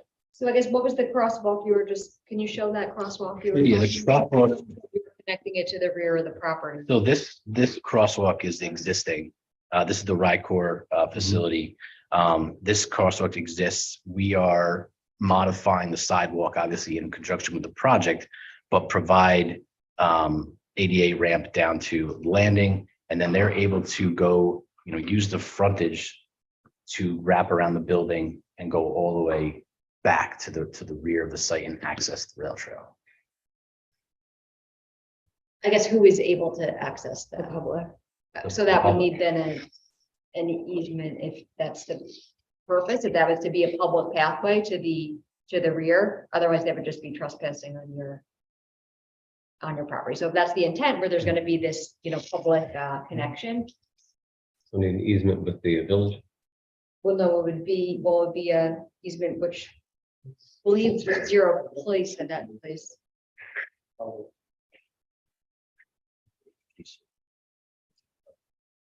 I mean, if that's what's being that's could be- proposed, so it's not, We'll discuss it. Charlie got leaving. He can reach out to Ashley. we'll discuss it. And then you do. It's Yeah. not a problem. Okay. Excuse me. Sorry, if I could just ask a quick question about the pedestrian access. I'm sorry, just a moment. And you are whom? This Oh, is Zach. Okay. Yeah, my Didn't video's recognize your not voice, working sorry. right now, but thought I'd just ask something about the previously in the site plans, there was a corridor through the building. Has that been eliminated? Yes, Ah, okay. So now pedestrians are required to walk all the way around the building and loop through the parking lot to get back to that trail. correct. Okay. That's unfortunate. I did like that aspect of the plan previously. I felt like it was a little more inviting for users of the rail trail to be able to see that connection and just have it be a little shorter rather than kind of taking this long circuit around the building. That's all. Okay. So I just thought I'd mention that I met with the president of the Wapco Valley Land Trust last week, and super friendly person, and she actually is going to be at the public hearing. She's enthralled about the idea of this connecting to the rail trail. And I do know she's going to come out and speak publicly to you guys when you have the public hearing. Okay. That connection. And so the MBR regulations do provide for open space, and that when feasible, new open space should connect to the existing open spaces, including the rail trail. I mean, this isn't necessarily open space, but it would be a connection with the rail trail. So that would be that's in those regulations. So that means it wouldn't require any of that? Well, no, it would in order to give the public a Okay. right to use it, but it is something that it's considered a special permit use under the MBR as well. And if their connection, if their bridge and connection to the rail trail enters the setback from the land trust property to their property, does that need an agreement between the land trust? and- There's that existing conservation easement on the, Yes. that would likely need to be amended to allow that connection. Which you've seen come up times. Yep. And so that crosshatch that surrounds the back of the property or the west of the property, that's just indicating that it's not cleared. It's unclear. That's actually the wetland area. Yep. Have you talked to the land trust at all about the? Yeah, you Yes, guys just, contact- yes, she's very excited about it. And much for that. Oh, that's what you- So they want to go ahead and get that agreement going, right? Rather than just them coming, because the public hearing is going to be some time down the road. I'm assuming you would want that. Yeah, ultimately, the form would have to be. Ultimately, it would be wrapped up into any condition that, because I believe it would be. Probably have to be approved by the village board as well, because that's their, I believe it's their property and it's the. Land trust that just holds the easement, so it would be those two entities to So something we could have start those discussing now. discussions, just to Yep. make sure everyone's on the same page. Sure. Mhm. Especially we've had a couple of recent, we've had a. Yeah, no, we're gonna go We have with at least one recent. Issue question with about that. Yep. Well, one of the other modifications and part of the traffic review and comment response that we did, we looked at site distances coming out of our driveway and then also the northernmost driveway for the Rycor facility. Providing them the sufficient site distance out of those in both cases negated having parking along North Mhm. Chestnut. Mhm. So the current plans reflect that there is no parking out there now. Based on the modified makeup of the building, that also changed the parking requirement that we need, and we need 61 spaces. We provided all those in our parking lot at the rear of the building on the site. So everything is still compliant with the zoning as previously presented. These are just a couple of things that changed over the course of developing response to some of the comments. Okay. It's a big document, 74 pages. I just think Yeah. Sightline is an interesting point because when you pull out of Mulberry, with Zero Place, when those spots are filled, Mhm. I don't know if you've had that experience, but there is a sightline issue pulling Yep. out there. Yep. It was thought to be a good idea to put those street parking spots, but I actually don't think it was. Yeah, we were, at that time, there was a study that assured us that the sight line would be maintained. Yeah, it's not awful, but it's not ideal. It's not good. Depends on the size of the vehicle, honestly. To your point, I obviously pull out of Rycor's parking lot many times a day.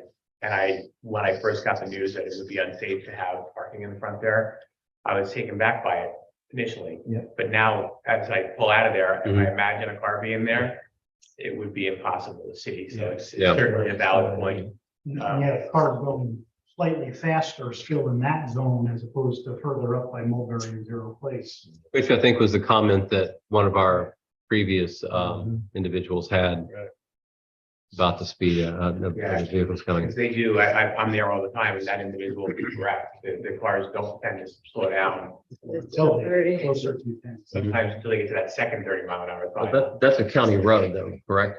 Yeah. So that's in state road, so any modifications would have to come from, Yeah. DOT. It is a 30-mile-an-hour, but unfortunately, to that, I don't remember the speaker's name, but their observation was correct. We've had one out of, Rycor a couple times. Wow, you guys don't pay attention to people. Linda on North Chestnut Street. Yeah, Schwartz. Linda Schwartz, yeah. 100%. And again, that just builds to the idea that, even if it was a low car was there, maybe you get away with it, but if it was any kind of a box bread truck or a sprinter van or something. Right. You'd have to be in the road before you get a clear visual. Yeah. Of what's coming. Okay, so really our next steps are, I mean, we've responded to quite a few. Yeah. The comment letters. 74 pager. But I 74 think, pages, so go right ahead. I think those are some of the major, the county brought up the affordable units, which we did provide a letter just to confirm we're definitely gonna conform to that law.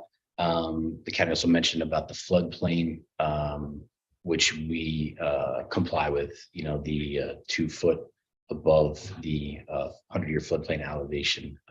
That was all confirmed with the county as well. So, And with the new 51 unit development, how many affordable units will that be and what There'll be configuration six. will they be? 6. 60 units, and it'll follow the village's standard of 60% of AMI.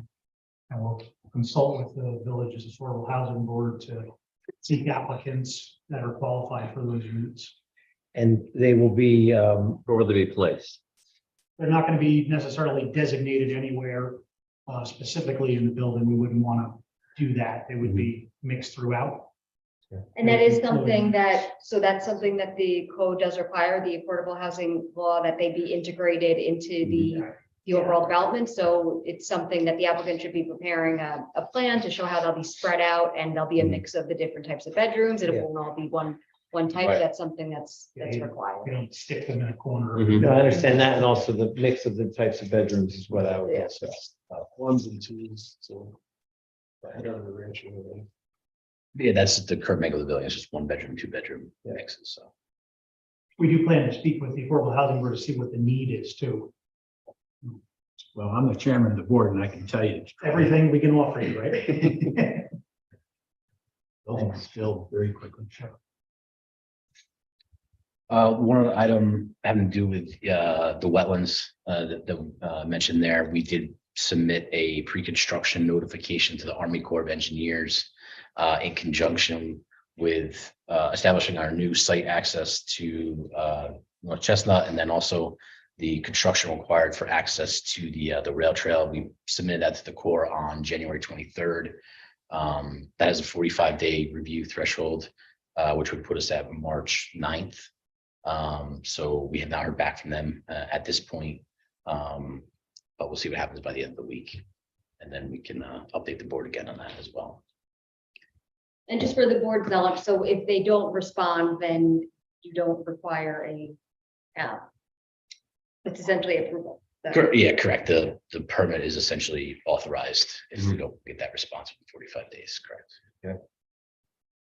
I have this item that, and Rachel, I want to honor that you brought this up too, and I don't know how we proceed with exploring it, but the idea that has come up more than once, that there is, even with the crosswalk that could move pedestrians across the North Chestnut to the other walkway that then goes over the hump and passes the old Stewards. There's been this kind of idea lofted more than once about the need for pedestrian access from the building on the west side of North Chestnut, connecting to what ultimately is the next sidewalk, which is on the other side of that stream where Zero Place is. I recognize that it's not sort of likely or within our purview to that be a condition of the development, and it would involve county and state even. State But I'm interested in, what do we do with that idea that we're identifying something that we think is actually a really poor result of continuous development on the west side of North Chestnut without it being pedestrian accessible? And the fact that we can't necessarily, control whether that ever gets done. I think that we'd probably have to have the village make a recommendation to the state. We can make a recommendation to the village to study and do something, but I think that has to come from the Board of Trustees to the county and to the state. And I don't know what they could do to even put flashing lights there without getting NISDOT to approve of that. What's that? Yeah. Yeah, they'd have to approve it, yeah, so. In Kingston right now, on the state highways was front page of the paper today, flashing crosswalks. So are there other properties in between this property and that sidewalk you were? Well, the owner's Right, or business property. And then there's two residential. Now then, after me, there's Kip owns Franz Auto. the Right, Development. right. there. Then there's Kip's house that owns Smitty's. Then there is the wellness building there. I'm trying to remember. Access, yeah. And I think there's a residence there. Yeah, yeah. Right. Yeah, I think that's everything. There's a. It's about 300 feet or something. I think the majority of all that stretch is owned by Kip, And you probably would have to, the big driver of all of it would be DOT, because some of it's gonna be in their right of way. Yeah. Because that's where most of the sidewalk would have to take place, and is John Riley, right? That's the DOT. That's who we met out there from the DOT, yeah. He might be a guy to start a conversation. Yeah, that's something that the village board of trustees would have to take up. So is that something we work through with Autumn to inform them of this discussion that we're having about this, or Bill maybe could help us bridge Like, that I guess if we want to conversation? do something formal, once we finish here, we could perhaps make a. Recommendation Formal. that they, or request that they recommend. And I do think I've seen this elsewhere where it's been basically that the applicant asks the village board to recommend this to the DOT, to the state, and then what the state ultimately does with it, obviously it can't control, but that certainly you could discuss that. And we obviously would participate in helping in any way we can. Yeah.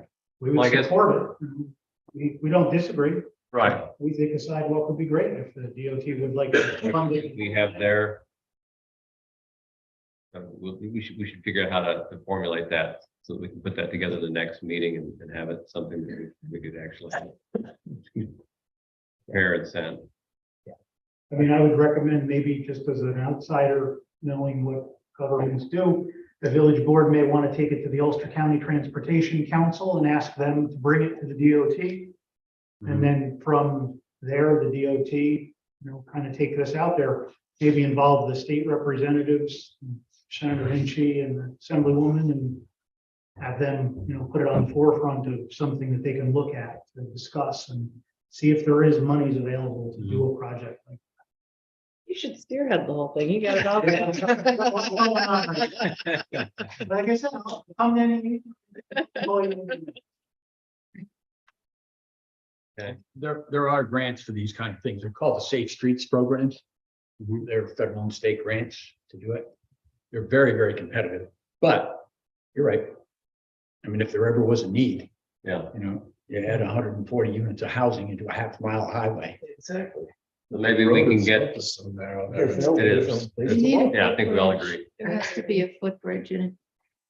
Either that or they'd have to make the bridge wider. There's not enough room on the bridge Correct. at all. Yeah. Can't bike through there. That's the No, problem. I think you'd be better off with a separate footbridge. It would be cheaper too, wouldn't it?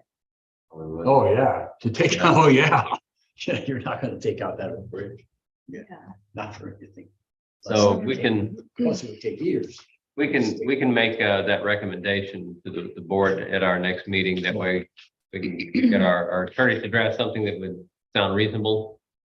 Where we wish to, it's a sense of the board that we want to recommend to the board of trustees that they pursue any option available for enhancing the pedestrian traffic at the tributary 13 bridge.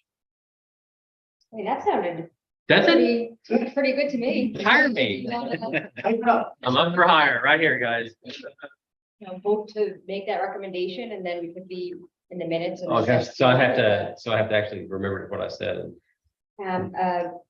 Recommendation to the Board of Trustees to pursue available options for enhancing the pedestrian traffic at the Tributary tributary 13 13 bridge. bridge, yes. To the proposed property at, whatever your address, 137. at 137 Chestnut.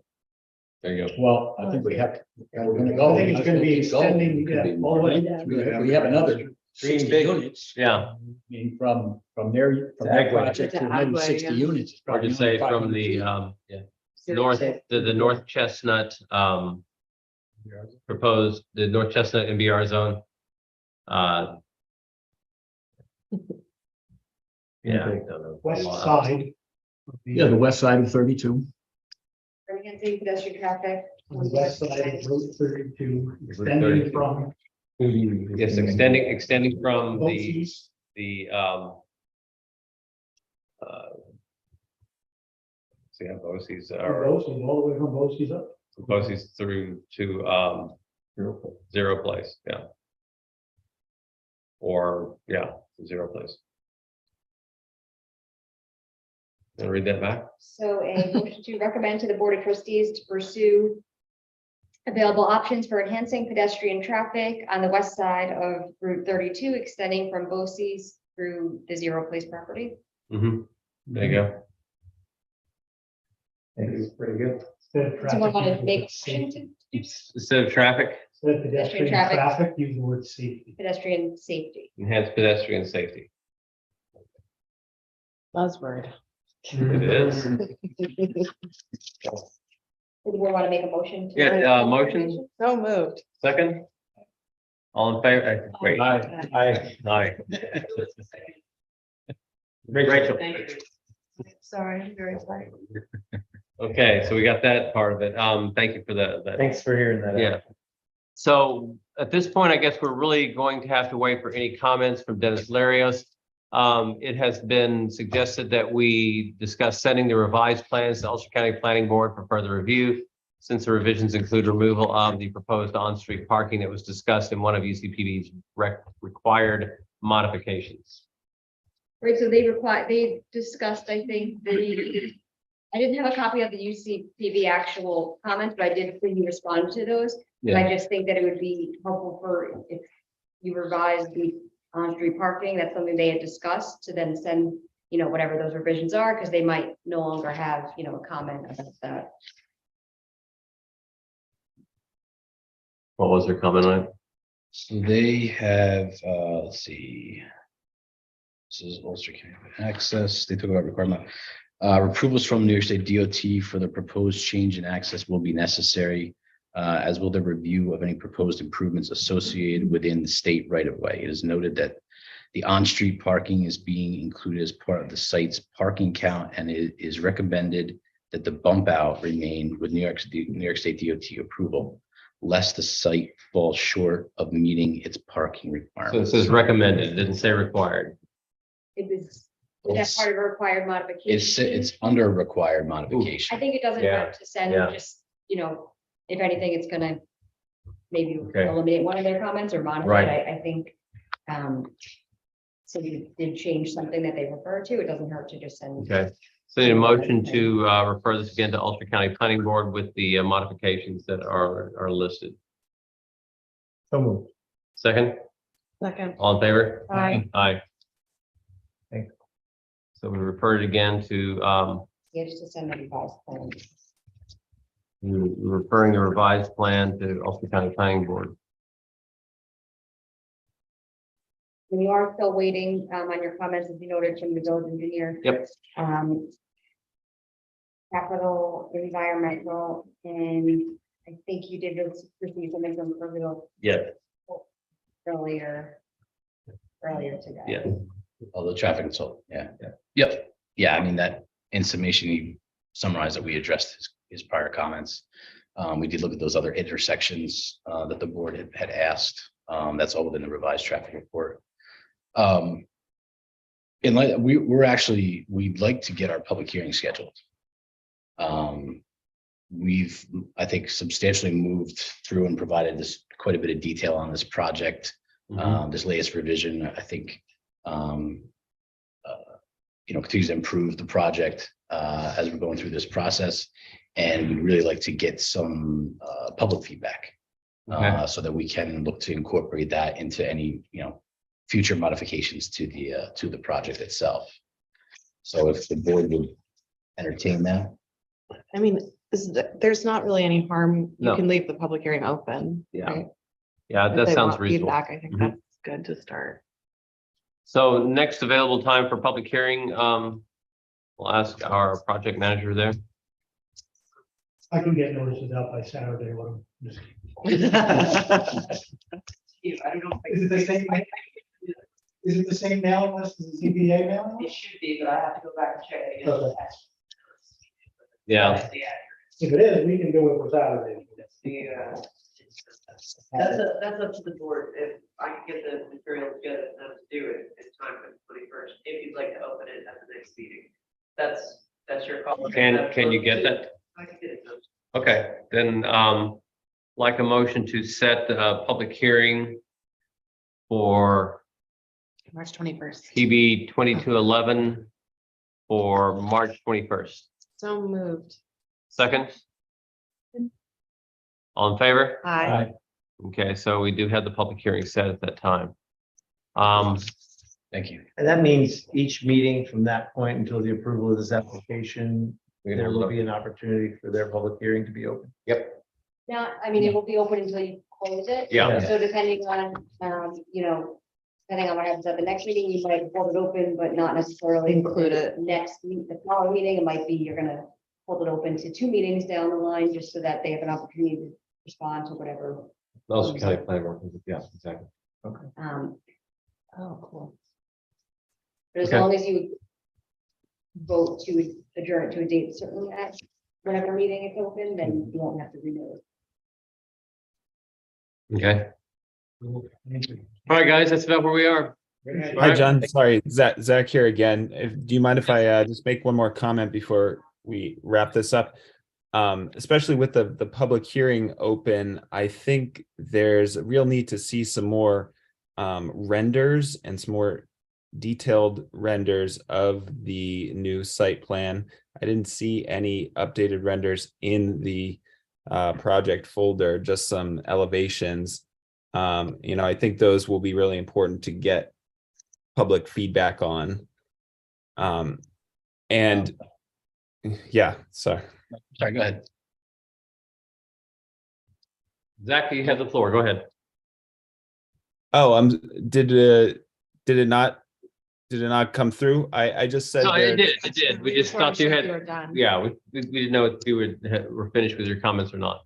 Oh, yeah, maybe just the end got cut off there, but yeah, just some more renders of the elevations of the current site plan, I think will be really valuable for the board and the public. Okay, we do have some updated ones for the building. We also had the perspective rendering. I'm not sure if you saw that from one of the prior meetings, but we will have that available as well. Okay, great. And Zach, we're working still with the historic board and design review, so that's still, morphing day by day. So we're gonna be back in front of them again next week. And we're gonna be discussing lighting and landscaping. We have here that you can't see the updated elevation drawings that show the window trim, the cornices, the brick mold detail. So that's here in the room with the planning board members now. So, but that'll all get circulated again, and we'll make sure that you get that on the circulation distribution as well. Can you make sure there are physical copies to look at that? Great. Sure, yeah. I mean, Great. we'll have the boards again Perfect, here for you folks next time. Okay. Okay. I think that's it for right now. Thank you very much. Thank you. So, any comments from the board before we move for an adjournment? No? Okay, so in that case, I will need a motion to adjourn. Second, Second. all in favor? Aye. So this meeting is now adjourned. I need one more. The board in general, we're about to have another set of plans for 145 North Chestnut come through, and I'm wondering who wants hard copies. I do. Because it's gonna be the like seeker Yeah. document, so. Which one hard is copy. that in Hagley? It's like so it's gonna be like a stack. I just want the Everything. maps. I don't want any, Just maps. yeah, no printed Hard stuff. copy. Just I'll maps. do digital. I'll do Okay, different. the monthly. I just want maps. Thank you, appreciate it. Thank you. So Ashley, can we try to meet on the Friday before the planning board meeting? With this much notification? Yeah, as long as, so we know these two things are gonna be on, right? You know what else? These are the ones that are really most important. Okay, I mean, are you expecting? You see that? Maybe the cat cafe, but other than that, Okay. but nothing big and new. The game cafe, I heard it was nice. Yeah, I mean, nothing's really gonna be different. I guess.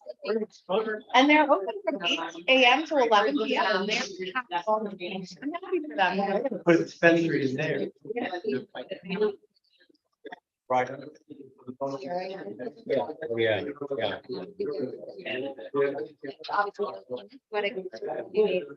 yeah. Yeah.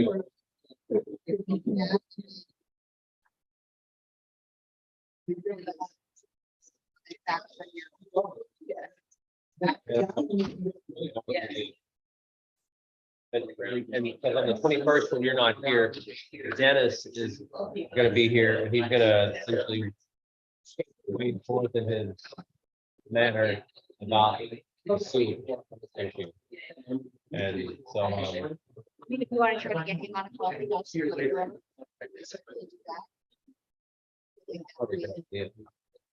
That would be helpful, because I just don't know yet about the amazing. specific.